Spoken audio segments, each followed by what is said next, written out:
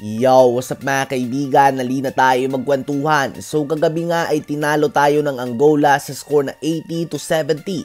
Dahil dyan ay tayo na lamang ang walang panalo sa ating grupo. So ang tanong ay kaya pa ba natin maka-advance sa next round? Ang sagot naman dyan ay oo. Ngunit medyo komplikado nga ito at yan ang ipapaliwanag ko sa inyo sa video na ito. First of all, kailangan natin manalo laban sa Italy.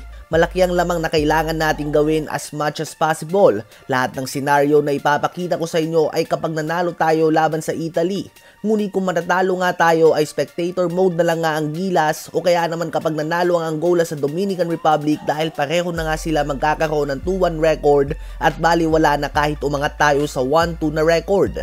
So itong kailangan na mangyari. Dapat ay manalo tayo sa Italy na ayon kay Coach Chat ay halos imposible natin na matalo at kailangan na matambakan ng Dominican Republic ang Angola dahil sa ngayon nga ay 2-0 ang Dominican Republic, 1-1 ang Italy at Angola at 0-2 tayo. Umaasa tayo na matalo ng Dominican Republic ang Angola at manalo tayo kontra sa Italy upang magkaroon ng 3-way tie ang Gilas, Italy at Angola. At kapag nangyari ito ay babagsak ang lahat sa quotient system o point system.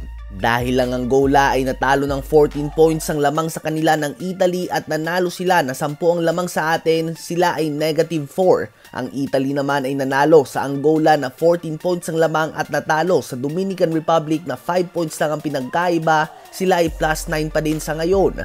Habang tayo naman ay natalo ng 6 points kontra sa Dominican Republic at 10 points sa Angola, tayo ay -16 sa ngayon. So in order for us to advance sa next round at ituloy ang pangarap na makapasok sa 2024 Paris Olympics, kailangan natin ang tulong ng Dominican Republic.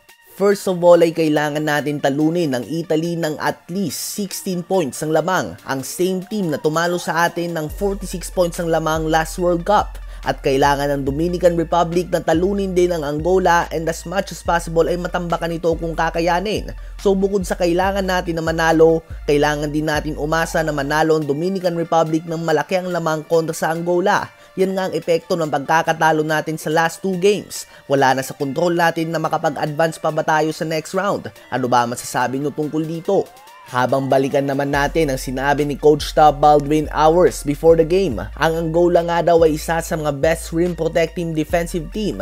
Mahihirapan nga daw ang Gilas na makapasok sa pinta. Kailangan nga daw husayan ni Clarkson maging distributor kaysa sa gumawa ng puntos dahil mahihirapan siya mag-finish sa pinta. Ang kailangan nga daw ng Gilas ay pagbutihin ang kanilang 3-point shooting sa palagay niya. So on point nga talaga mga kaibigan ang mga sinabi ni Coach Tab dahil ito nga talaga nangyari sa game kanina. Hirap tayo makapag-finish sa pinta at nakatuon talaga ang focus ng depensa ng Angola kay Clarkson. At yun nga ang kulang sa Gilas mga kaibigan. Ang pure point guard at mga pure shooters sa tulad nila Jeff Chan at Larry Fonacher. Ano ba masasabi nyo tungkol dito?